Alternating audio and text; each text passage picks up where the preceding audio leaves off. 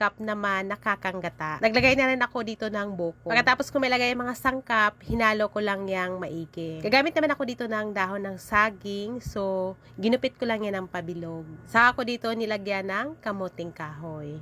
Diniinan ko lang yan para mag-flat lahat at naka-form din siyang pabilog. Yung bilog na to ay sinukat ko doon sa may steamer dahil i-steam ko to para maluto.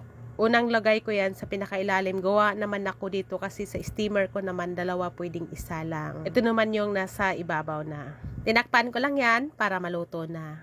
Dito naman ay luto na nga itong kamote. Tinanggalan ko na yan ng balat. Dinurog ko yan at naglagay ako ng kalahating cup na kakanggata. Nagbuhos naman ako dito ng kondensada na ubi flavor. Ito yung gagamitin ko para sa palaman. Pero kung gusto itong gawin at meron kayong ubi halaya, ay wag na kayong gumawa nito. So yan na guys, pagkatapos kayo madurog, inilipat ko sa may kawali para maluto na. Yung lumapot na ng bahagya yan, naglagay ako dito ng butter. Yung ganito nakalapot, inoff ko na yung apoy.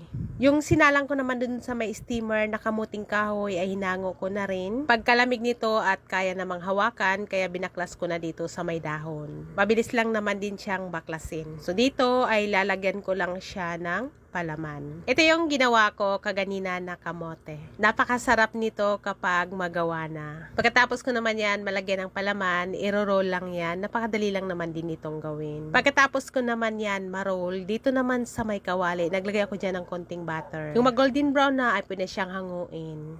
Pagkatapos ay gawa lang ulit ng panibago. So, mabilis lang talaga itong baklasin. Inulit ko lang dito ang proseso hanggang sa matapos ko to lagyan lahat ng palaman at ma-roll. Ito na yung pang last kong salang. So, nakagawa ako dito ng 5 pirasong pahaba. Ganito naman gawin sa kamuting kahoy. Bukod sa masarap, madali lang din naman gawin. Kung nagustuhan mo tong aking video, palambing naman, pa-share at papalo na rin para maging updated ka sa susunod kong upload. Pa-comment na rin dyan sa baba kung taga saan ka para alam ko kung saan umabot itong aking video. So yan guys, i-slice lang naman yan at ganito ang maging itsura yung palaman sa gitna. Napakasarap